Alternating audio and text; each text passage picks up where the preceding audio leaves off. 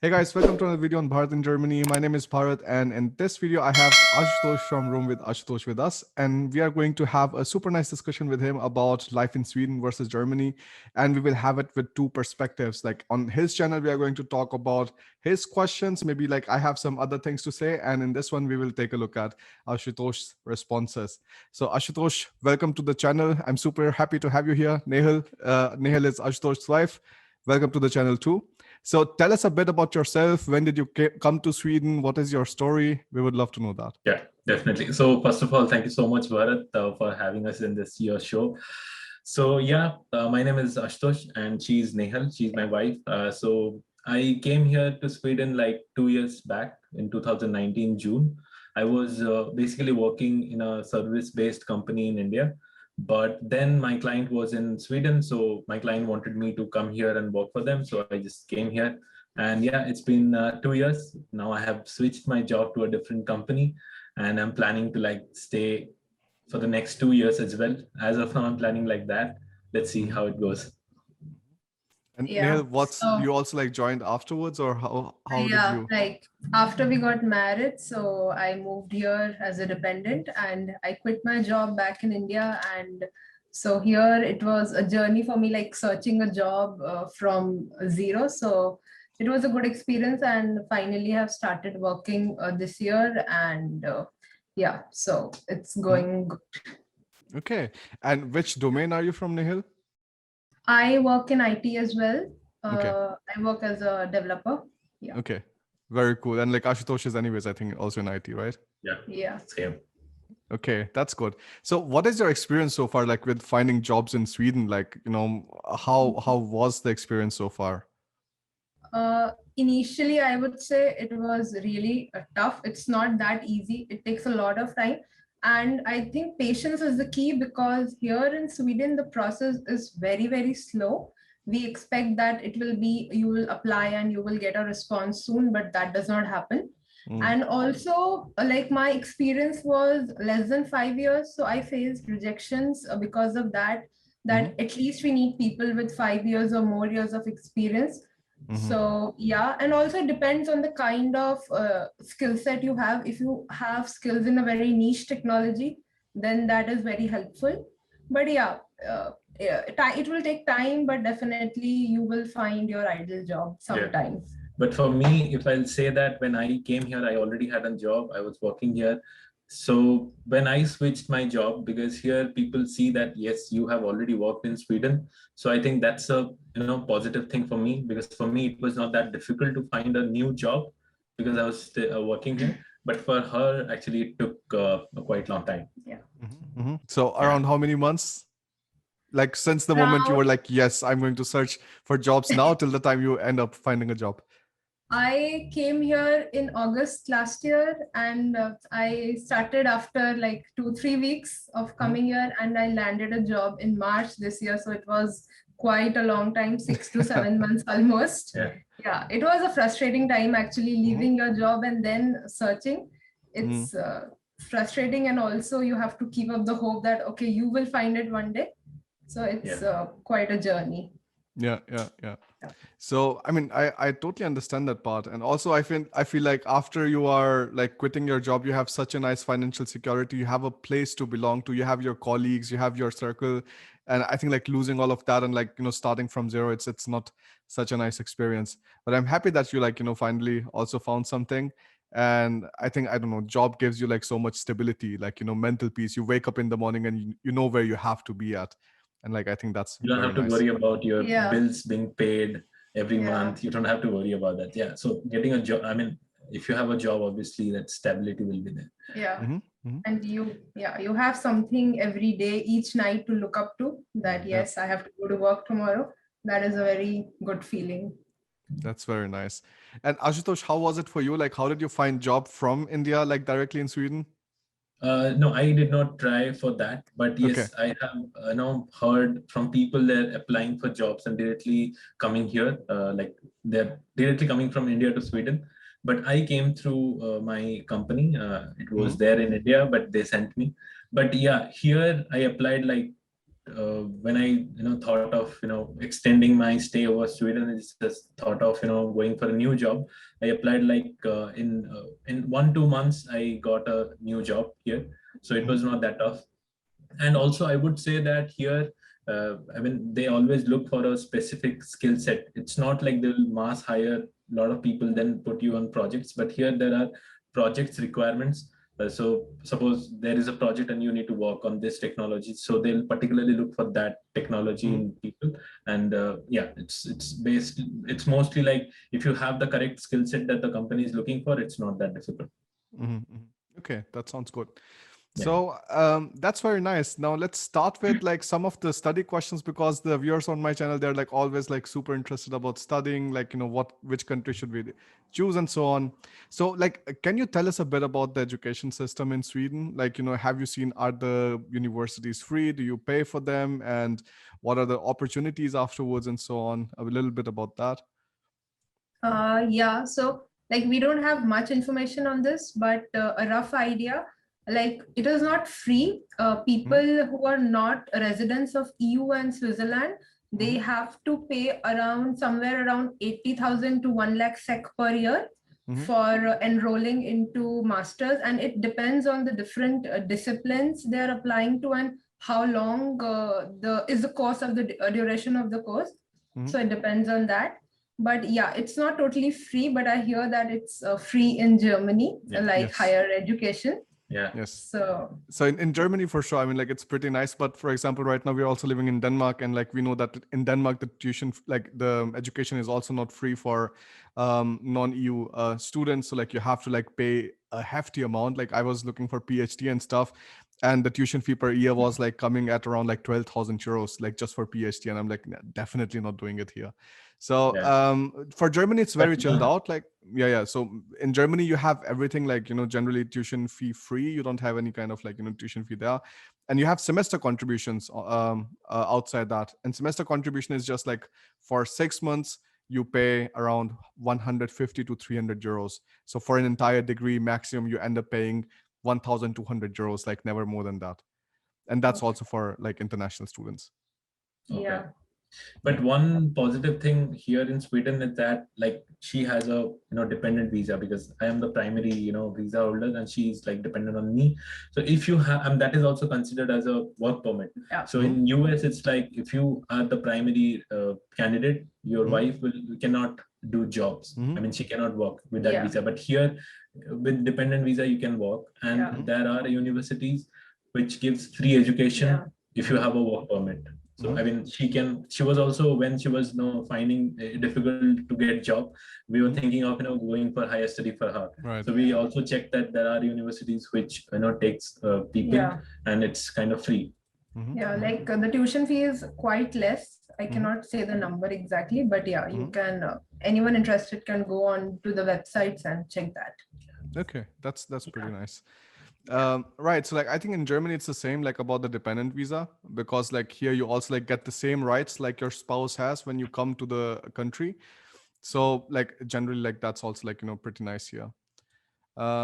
Perfect. So and what about the language barrier now, Ashutosh? Like what have you noticed in Sweden? Like definitely. First of all, in our jobs, in IT jobs, it's not that important to it's not primary to have that Swedish knowledge, but it's the skill set is very important.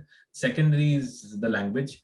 But I would say that if you want to go for local jobs, if you want to, like, if you're a student and you want to go for restaurant or some kind of part-time jobs or any local jobs where the local people are involved, I think there it is important to know Swedish. But I would say that when I joined this company, the new company is a Sweden-based company, and I'm the only Indian there. Okay, and when they are in a meeting, they always speak in Swedish. When I joined the meeting, they switch to English, and there you feel that if I had known this language, it would have been very easy for me.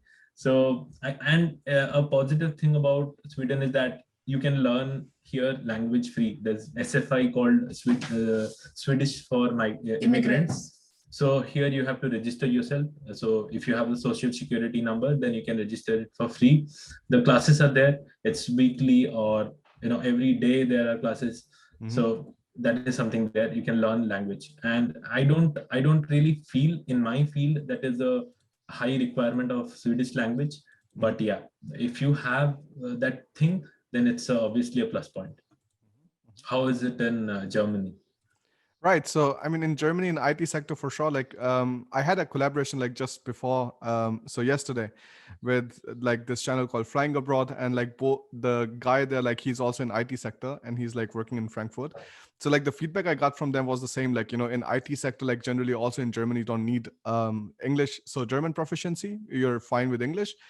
But for example, I can tell you from my experience of like civil engineering and stuff, I think like if you are from fields where you have a lot of public dealing, I think it's very, very recommended that you actually learn German, because when you go to the construction sites and stuff, you have to like talk to the construction workers, architects and stuff.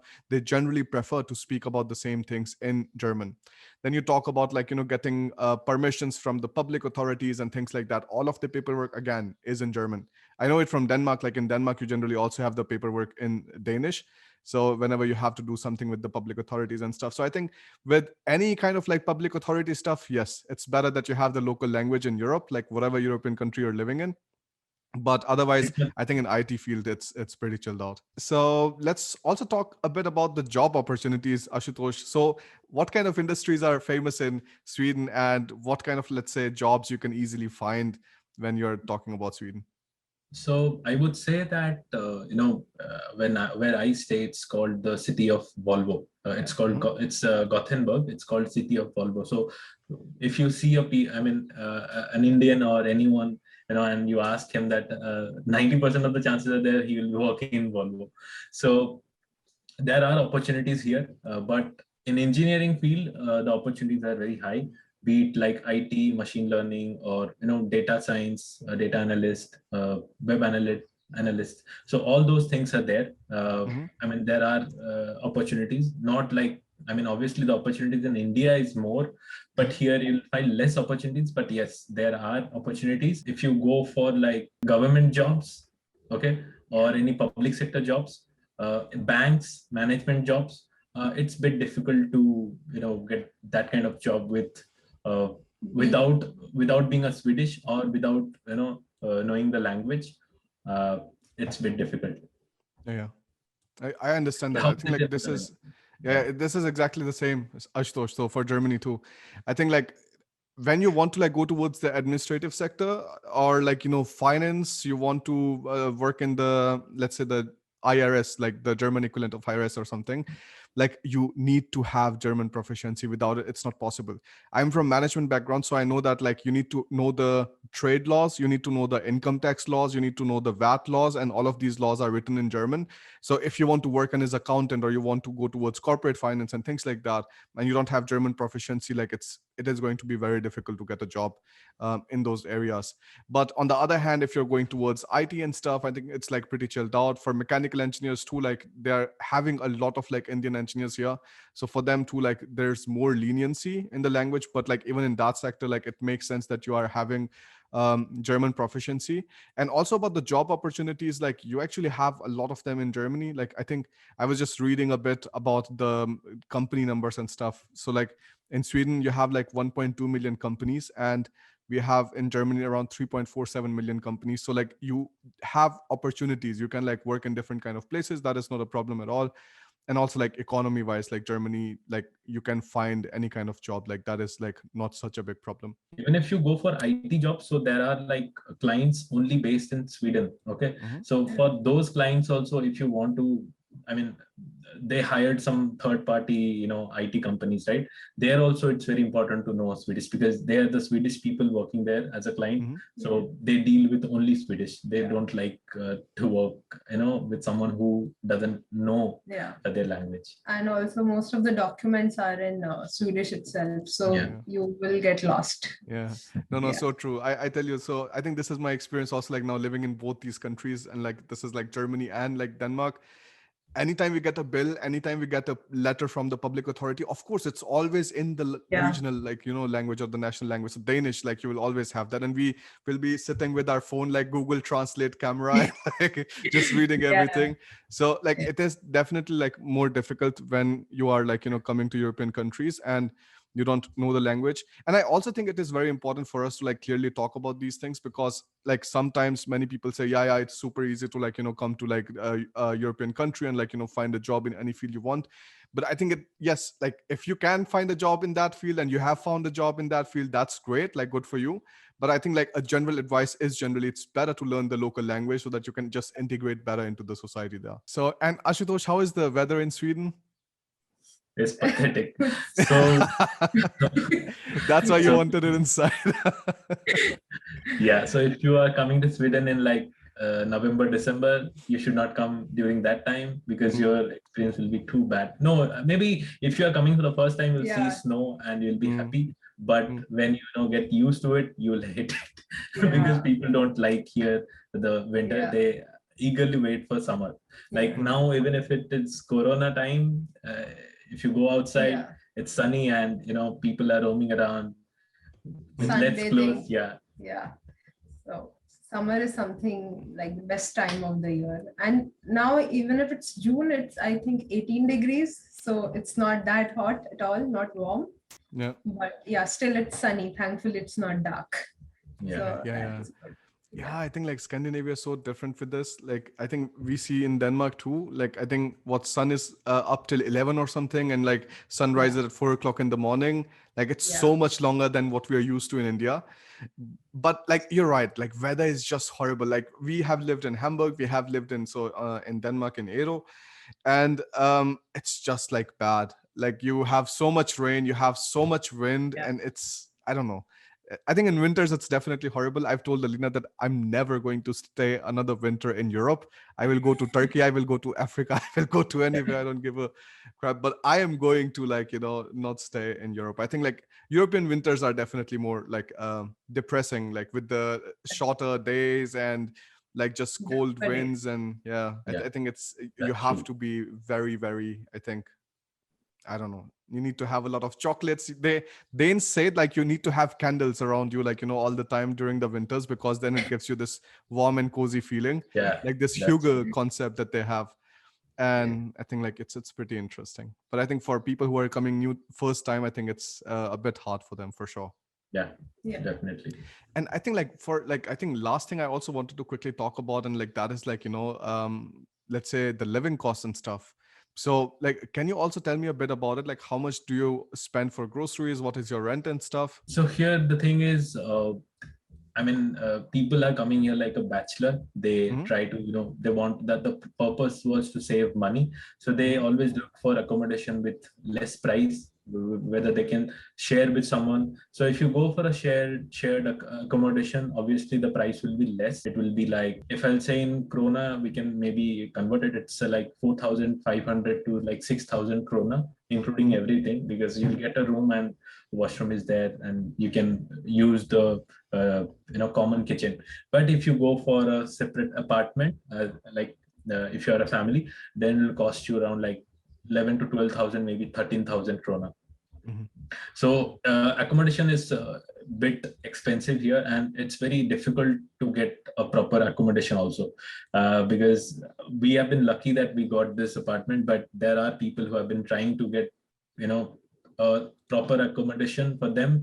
Like from the day they came here, they still not have found it. I mean, they Hmm. have been like shifting here and there, so it's a bit difficult to get a good place to stay. And groceries, if I say that, maybe she can walk you Yeah. through. Groceries, like if you get most of the vegetables in the normal store, like the Swedish stores, but if you want to buy some particular vegetables or particular desi stuff, then you have to go to the Indian store. They Hmm. are a bit expensive, but approximately I would say you can, if you spend good and if you don't compromise, you can make it in 3 to 3,500 sec per month. I Hmm. think that is good. If someone overspends, and of course everyone has a different food habit, so Hmm. someone can go up to 5, but I think we can make it up in 35,000. So it's not that 3,500. Yeah. 3,500 sec, yeah. So it's not that expensive, but yeah, moderate. Yeah, salaries obviously it will vary from like it vary from 30,000 to 50,000. 30,000 like if you have like 1 year of experience, then maybe 32,000 krona, like including tax, before tax. Yeah.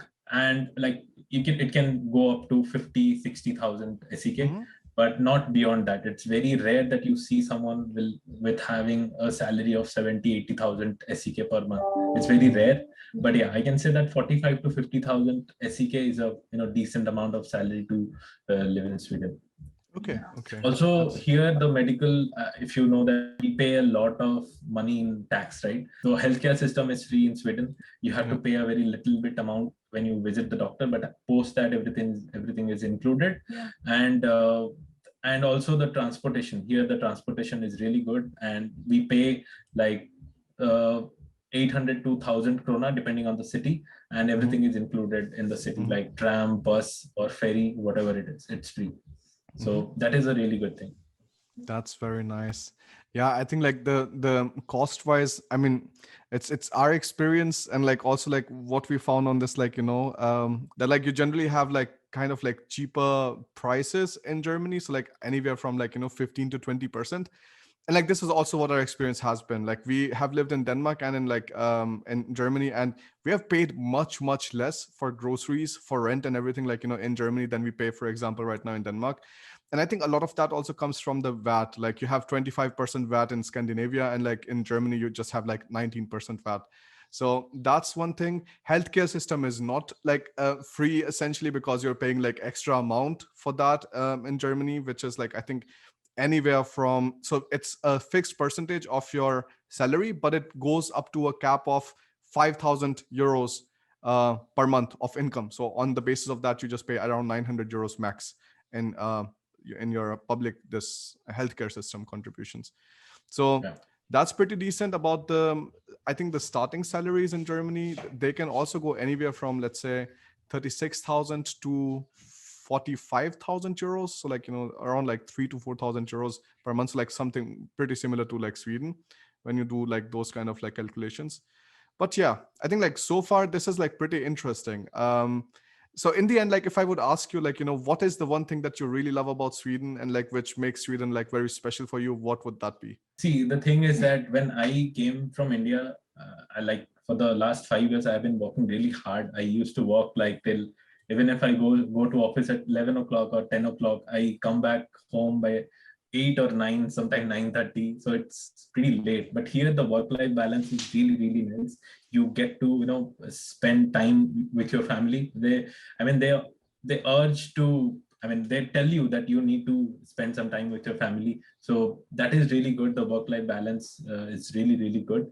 And even if you are in a meeting, right, today, there was something in the schools, something is happening. So some of my teammates actually told that, we cannot join this meeting because of the school event. And they're like, yeah, you can just skip this meeting. So they really care about the people. That's something I really liked about Sweden. Mm-hmm. That's very nice. That's and the very thing cool. that I don't like about Sweden is winter. that makes the two of us, I think, like for most of the Northern European countries. Yes, for sure. Thank you so much, Ashutosh, for joining us in this call and sharing all of your experiences to the viewers. For the part 2, take a look at Ashutosh's channel. I'm going to put the link for the part 2 in the description below. And there we are going to talk about different things. We are going to talk about PR. We are going to talk about racism. We are going to talk about, food options and things like that. So definitely take a look at the description and you will find the link for that channel below. Also, do not forget to subscribe to Ashutosh's channel if you want to see more content regarding Sweden. If you're looking for any kind of guidance related to studying or finding jobs in Germany, you can take a look at our online courses on Big Academy, which is complete course for studying in Germany and complete course for finding jobs in Germany. The link for both of them you will also find in the description below. I'll see you in the next video. Bye.